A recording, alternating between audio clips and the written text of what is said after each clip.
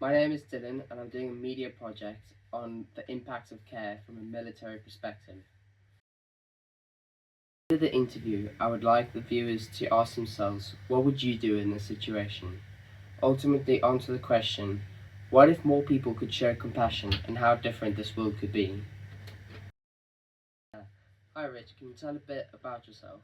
Yep, certainly. My name is Rich Davis. I'm a flight attendant in the Royal Air Force, and I've been doing it for close to 18 years now. In August, I've been to many deployments: Iraq, Afghanistan, Sierra Leone, and South Sudan. So I've amounted a lot of knowledge and a lot of skills. So you've had quite a lot of experience. What could you explain more about your journey and experience? Certainly. I joined the military in 2007, and my first deployment was to Iraq. And in that sort of sphere, it was what we call a kinetic operation. So that's with live bullets and bombs, and they could kill you. So it was quite a heart wrenching kind of experience for me going out on my first deployment and going into that type of environment. Now, when I arrived there, it was very hot, very hot. And the first week, my emotions were quite fluctuated because you're leaving loved ones back at home and you're doing a job which is in a far country. So my emotions were a bit over the place for that first week because you're trying to establish where you are and what your job is. Now, in Iraq, there wasn't many patients that came through, but there was one which was quite significant, which was a detainee. That means it was a person who we were fighting against, was brought into the hospital. Now, because we're under the Geneva Convention, we have to give them the same treatment. And I found that very difficult to do that because he was someone who was hurting our troops and I had to deliver the same level of care as that person. So it was quite an ethical um, problem that we had to sort. Okay, but I did get there because I had very good people around me, and they just said, "You need to do this, you need to do that," and it was good because that was a learning environment, learning curve for me. So in Africa, Afghanistan, for example, that was my second tour, and very much like the first, it was a kinetic tour. We had a lot of injured patients where we'd have explosions, a lot of wounds from that. So you can imagine the type of trauma that we had from that was um, it was very challenging to see the people that you were caring for, who were the troops, getting injured in that kind of way, which was it was heart wrenching a lot.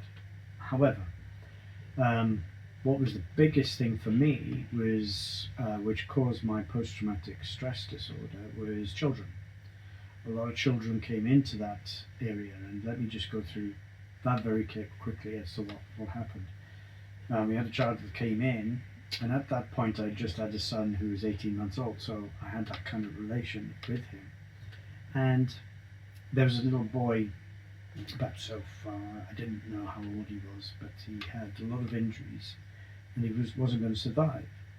And so I was very upset. I was crying. I looked at this young boy, and I was waiting for the parents to come in. But the parents were given to another base. They were put into another base, and that made me very, very upset. So that's when I started to cry, washing him and looking after him. And I couldn't leave his side because I didn't want to leave him on his own to pass away. And that's a level of kind of commitment and passion that we had for our patients out there, which kind of alludes to your kind of what you're trying to look for. But it came with cost, emotional cost. I was really bad. It didn't manifest until 13 years after. So you could say that's a consequence of caring in this type of environment. However, would I do it any different? Probably not. Probably not. And the consequence was next day the boy did pass away, which was very upsetting. So we had a lot of children in there. But from that point on, my commitment to care and how I showed that type of compassion really elevated me, really, to kind of think outside the box. And when I say that, when I came home, you kind of you look at the micro life that you lead, and what I mean by that is the shopping, the washing, they're going to do things like that, and you kind of think, this isn't so important. What's important is your health, your fitness, yeah, your happiness, and it changed my life completely. And I think, when you pose your question about how compassionate people can be, I think if they look at what really does value people, and that is the compassion, the fitness and well-being and happiness, and I'm not this big flower guy, it's just what I've seen. Okay, and I think it would create a better place, and I think a lot less arguments and other pieces would come from that. That sounds like quite a tough experience. But what actually made you decide to become a nurse, and what training did you have to do to become a nurse and to go into the military? Right. Well, that's a very good question. The first point is that as a nurse, I think it was quite fortunate how I became a nurse, because I was made redundant from a previous job, and that opened the door to another opportunity, which was nursing. And that was back in 1998, where I started nursing within the civilian environment. And by 2007, I had qualified, yay, and also I had worked in quite varied departments, and I like the acute setting. What I mean by acute, I mean the critical cares, the emergency department, the coronary care, so looking after the heart, and I wanted to build on that knowledge. And then there was someone on my in my department asked me, I'm going to apply for the Air Force, they said. And I said, well, what's that? What do they do? And they mentioned about aeromedical evacuation and critical care air support team, and I thought, well, what's that? And it's pretty much nursing in the air. And I went, ooh, that sounds a bit Gucci. I wouldn't mind trying that. So the actual process itself took over a year. So you have to go for many interviews to see if your suitability for it. They do an aptitude test if you're going for pilot and things like that, but for my trade, I didn't have to do that. But they look at command skills. So what that means is how you can perform within a group of peers instead of without any leader. So how the dynamic can work. And so as a nurse, I think we have a good dynamic of becoming not leaders, but certainly helping people make decisions. And they did see that in me, and that's where I moved on from that. And plus you have to have a level of fitness, and in the military you have to be very fit. And then you have to then develop your nursing skills. That's in line with what the defence want, what the service requires. So if you want advanced life support, you need to have that. So they make sure that you are on a course and get that. If you need skills in operations, then they'll exercise those operations. And we use firearms, so we have firearm training. So it's all of those things that prepare you for a combat situation. Now, Iraq and Afghanistan are different things. They are what we call, like I said, kinetic, which means there's potential for death. But there's potential for death from all of those operations that you do. So I've done in Sierra Leone, it was the Ebola crisis. So we're going into an environment which is infectious.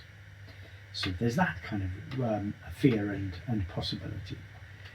South Sudan, that was a UN, United Nations type deployment.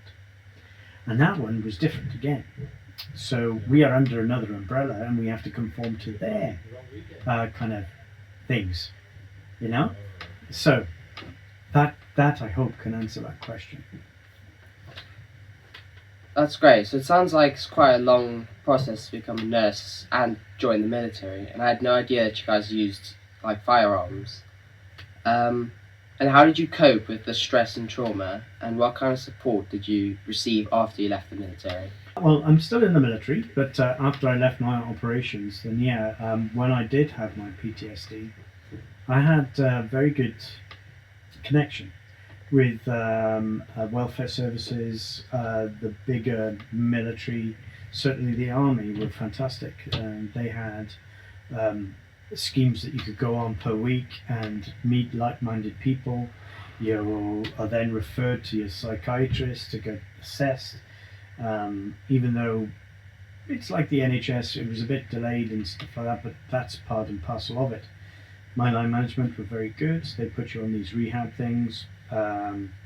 Like if you wanted to do activities, and I think the biggest thing for me was doing activities, which kind of get you back from where you were in sense of mental health.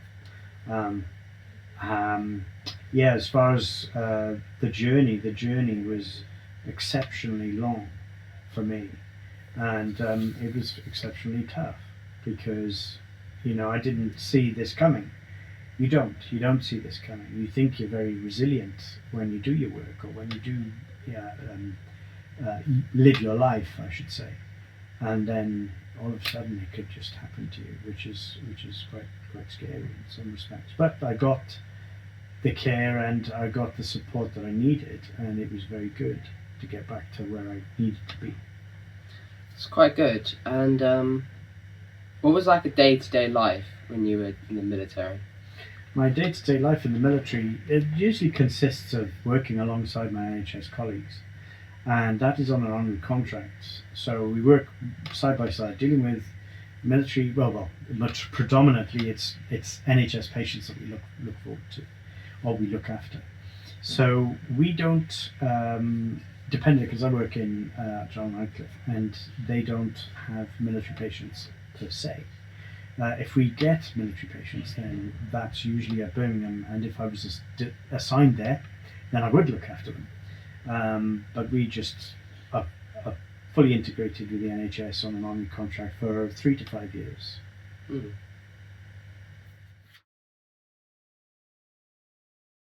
Thank Rich for sharing his experiences, and I can say that they have been difficult to say the least. Now I pose the question to you. What would you do? And do you agree with the question I asked? What if more people could show compassion?